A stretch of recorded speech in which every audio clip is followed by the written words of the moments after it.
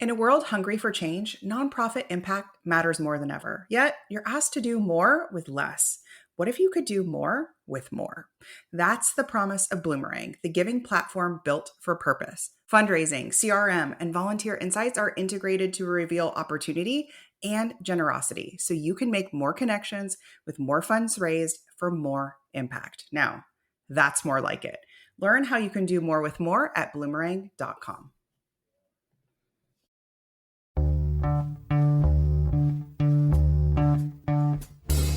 Welcome to the Purpose and Profit Club podcast for nonprofit leaders, mission-driven creatives, and social entrepreneurs. Get ready to stop dreaming and start doing. Here, ideas become action. We prioritize purpose and profit. You ready? Let's go. If you've ever thought, I don't want to annoy my donors, I don't want to reach out again, I don't want to bug them, this episode is for you, because that fear is the one that stops you from sending the follow-up, making the call, and asking again. It actually isn't about your donor. It's about you. So when you shift from worrying about what people will think, to focusing on why they give and who they're helping, the entire strategy for your fundraising changes. You stop performing and you start leading.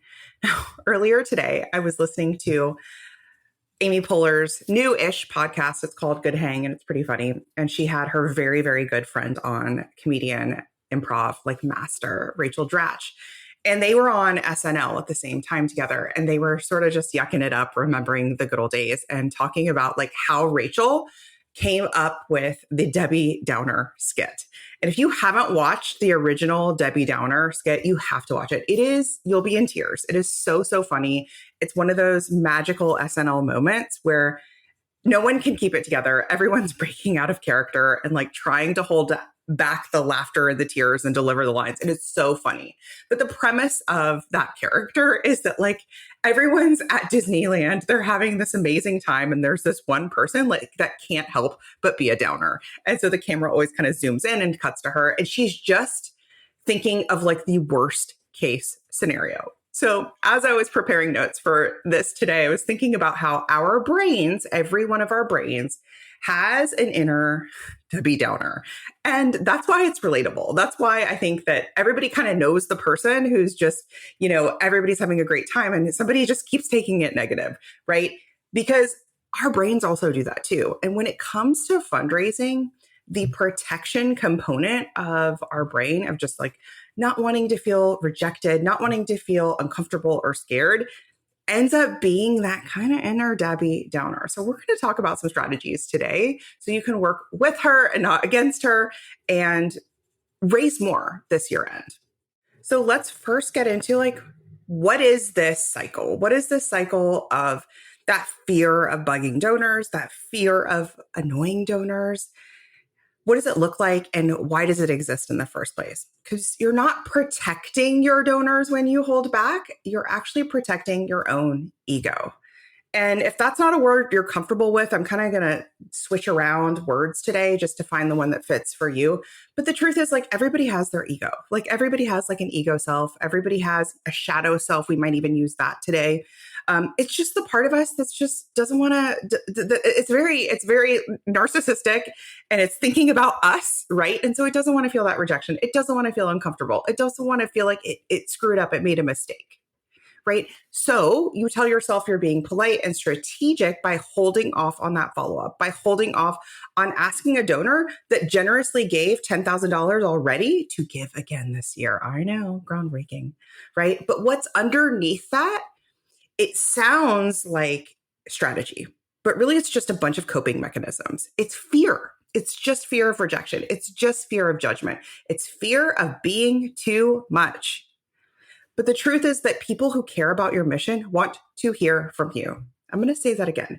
People who care about your mission want to hear from you. They signed up to hear from you. They actively donate because they care about your mission. They've leaned in. They're raising their hand, right? They want an opening to do something meaningful. That's why they've taken action in the first place. That's why they continue to take action. You're not annoying them by asking. You're reminding them that they matter.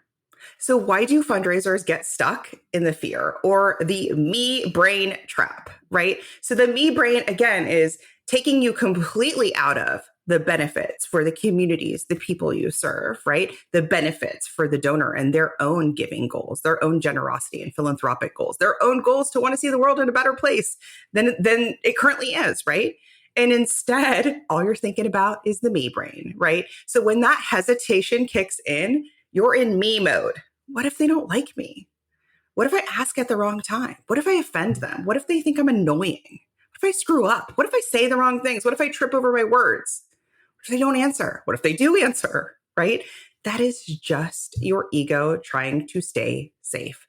Do you see that it's actually easier on your ego, on that shadow self, on that Debbie Downer self, to do nothing, to take no action, because all of those fears that I just outlined don't have to come into fruition, right? If you do nothing, then she is safe and sound, right?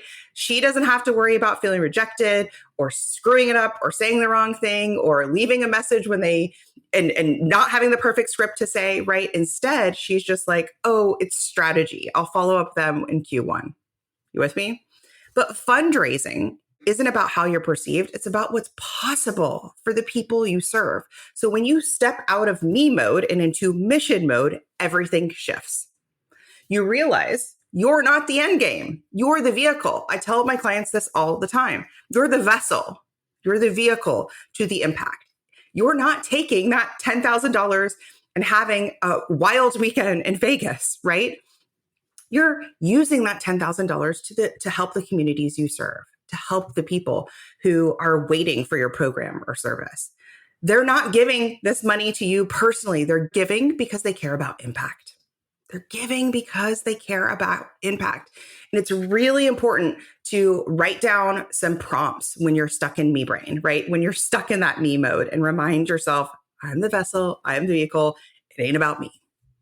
So here's what the fear of annoying donors, the fear of asking people again. And this is true if you're an emerging organization and you're like, oh, I feel like I'm asking my friends and family too much. I feel like, if you're an established organization, you're like, I'm kind of going to the same major donors again and again and again, or I'm going to our, monthly donors. And I just have this fear that we're just bugging them, right?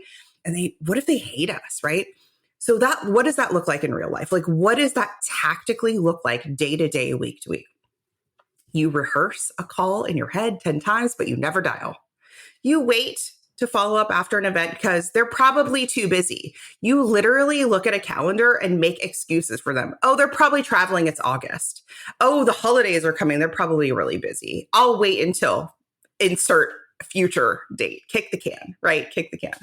You soften your language. This is a huge one. This is a sneaky one. You soften your language so much that your ask disappears.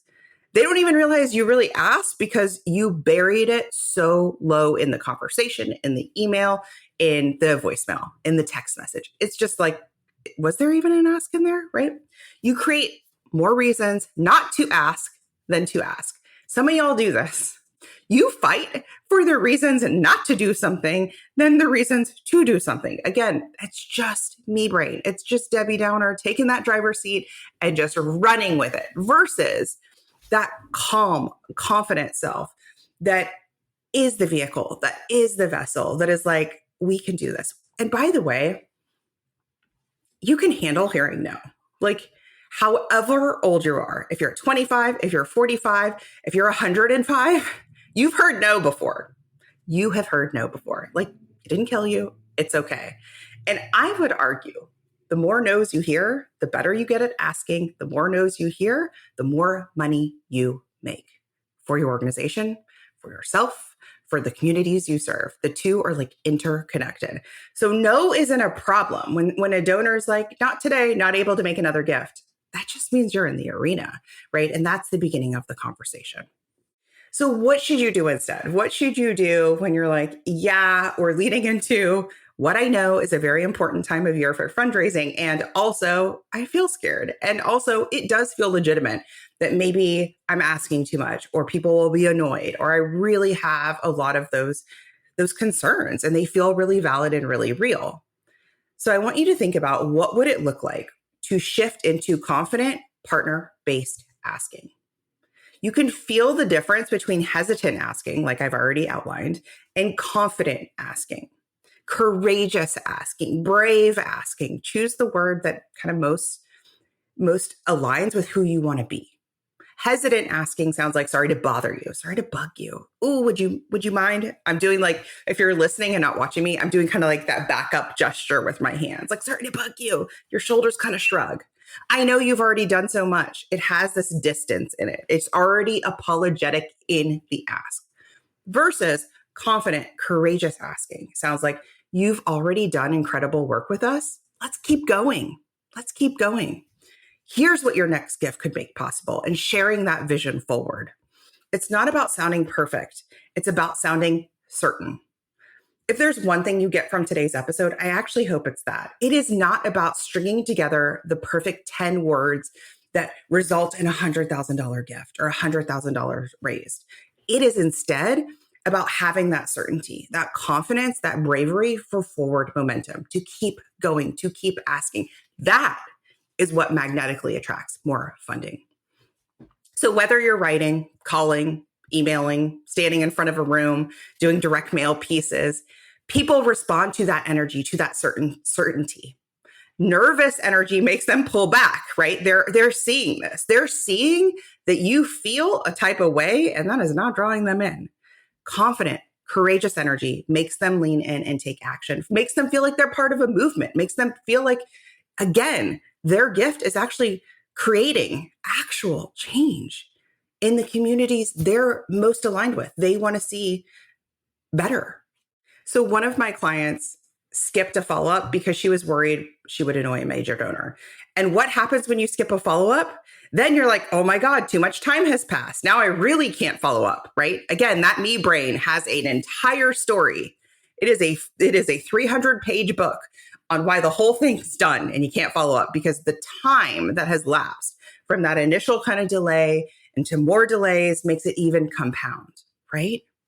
And so instead, she realized that she could take action at any time. I coached her on what to say in her pitch to make that follow up. A week later, she made the call. A week later, she made the call, and she realized the right time to make the call is right now. I didn't make it last week. I didn't make it last month. I'm going to make it right now. She didn't die. She didn't get hung up on. In fact, they had an amazing phone call that actually seeded a bigger conversation, a bigger partnership between her and this major donor. It was not too late. That was just Debbie Downer just chattering along, saying the worst case scenario, which actually didn't come true. Okay. Another client of mine actually recently secured 2 different 5-figure matches for her upcoming campaigns because she stopped listening to that me brain side of her that was like, I don't know. They've never given that much. I don't know. They usually just give once a year. I don't know. What will they think? And instead she thought, what if I try this? What if I just make this call? I have 2 really compelling reasons to call these donors, right? I have 2 very strong campaigns that I actually think they would be excited to be a partner in. And that is exactly what happened. That took courage, that took guts, and that is the work worth doing. But if you're thinking, okay, sure, but I don't want to overwhelm people. I don't want to keep doing this at scale. Sure, maybe I'll pick up the phone and call some people, but I don't want to send more emails. I don't want to send more text messages. I don't want to do more at scale. Okay, here's the truth. Consistency builds trust. And we are about to get into, we're already really in it, the busiest time of year online. So if you want to just like keep things like cozy and keep your frequency and your messaging just like very normal and status quo, the only thing that will happen is people will see less of your content. They will possibly forget that you exist because their email inbox is getting flooded, right? And they will take less action. Okay, so you actually need that bravery. You need that consistency. They need those reminders, right? That is for them, not just for you. So if your communication is clear and rooted in purpose, people actually don't tune out, they lean in. What actually overwhelms donors is inconsistency. Think about that. It's like the boyfriend that calls you or texts you every once in a while, right? Where you're like, I already forgotten about you, right? I had already moved on. You're like, what's going on here? right? It's the like fair weather friend that only calls when they need something, right? I would much rather have the consistency, that trust, that connection built from strong stories and frequent outreach. Okay. They forget you not because you asked too often, but because you didn't stay present enough. Ask yourself, how can I stay more present? How can I be more top of mind for my donors who already care? They already signed up. They're already here. When you put off the ask, delay the follow-up, or avoid that one conversation, you don't just lose a single donation. You lose momentum. You lose that ripple effect. You lose the chance to remind someone why their donation, their support matters. When leaders tell me I don't have time or I don't know what to say, I know they're in the me brain because it doesn't take hours. It doesn't take weeks of practice. It certainly doesn't take the perfect script. Can you imagine if you walked into a retail store and every salesperson said the exact set of words to you? It would be the most boring, starved experience. Like there's no humanity in it, right? It's like when you walk in the store and the person says, can I help you find anything today? And then you say no, because you've heard those perfect set of words 4 million times. And you're just like, I'll just say no to that, right? Versus the person who strikes up a conversation with you, the person who leans in and genuinely asks you a question or shares a compliment or shares something about whatever is happening that day, right? Those are the connection points. So it's not the perfect script. It's not that it takes a lot of time. And in fact, that's the biggest lie that me brain tells you, right? Because it takes 5 minutes. It takes 5 minutes to make a call. It takes 5 minutes to send an email. It takes 5 minutes. You can probably leave 5 messages in 5 minutes. And it takes a willingness to show up. And yes, I know so much about this because I still have the me brain. Like it never goes away, right? It still comes out sometimes, especially before launches or sort of high stakes conversations. But I've learned just to notice it. I've learned that it's not a problem. I've learned that it's part of the deal and part of just the currency of being an entrepreneur, of running an online business, of running a thriving practice, right? That's it. That's all it is. It's just the me brain just being a little bit scared. And I remind myself, I know what it's like to fail. It's okay. I know what it's like to win. It's great. And I'm here for both of it. Like I'm here for all of it. I'm here for the variety of it, right? So you can notice it. You can breathe through it. You can talk to her. You can talk to him. You can talk to that part of you and take action anyway. That's the piece. And take action anyway. Just because that voice comes up and tells you they're going to hate this, they're going to think you're bugging them, they're going to unsubscribe, doesn't make it true. Doesn't make it true. How many times has your weather app been wrong? And that is based on data and science. My son loves the weather. He loves the weather. He's like our little meteorologist. And sometimes he'll look at the weather and he's like, it's going to rain for the next 10 days. And I'm like, no, it's not. Watch, that thing's wrong. And then we have this joke, which is half the time we look out the window, it's raining. And what does the app say? It's not raining, right? So even the apps get it wrong. So like your me brain is just trying to protect you. They're just trying to keep you safe. And it doesn't mean it's true. It doesn't mean it's true. It's just a guess, right? And I'd rather guess that it's going to go well than guess that it's not going to go well. So before you log off today, try this. Every time you catch yourself thinking, I don't want to annoy them, I don't want to say that, I want you to flip it and say, I don't want to keep them from being a part of this. I don't want them to miss this. I don't want them to miss this. That tiny mindset shift puts the focus back where it belongs, on their opportunity to do good, not your discomfort about asking, not how anything affects you, right? It's for them. Do that for a week. Pay attention to what changes. You'll start to feel lighter. You'll start to feel clearer, a whole lot braver, and you will see more funding come in because of it. So remember, the fear of being annoying is just your ego, that me brain trying to protect you. But generosity doesn't happen in silence. It happens because you asked. It happens because you took certain action. If this resonated with you, please sign up for my upcoming webinar, If this resonated with you, I'm teaching a brand new live webinar at the end of the month, Double Your Donations Without Chasing Grants or Galas. I would love to see you there. We will also be opening enrollment for a limited time for the Purpose and Profit Club. This is where you can get full support, 360-degree support on your marketing, your fundraising, your entire year-end plan, so you can double your funding this year. I'll see you next time. Hey, high achiever. I know your sights are set on ambitious, world-changing goals. In the Purpose and Profit Club group coaching program, you can get the support, motivation, and strategy to accelerate your impact. I like to say it's where the inner work meets big impact and big funding. Go to splendidcourses.com/waitlist, and you will be first to be notified when we open up doors, and you'll get special bonuses when you join our waitlist. See you inside.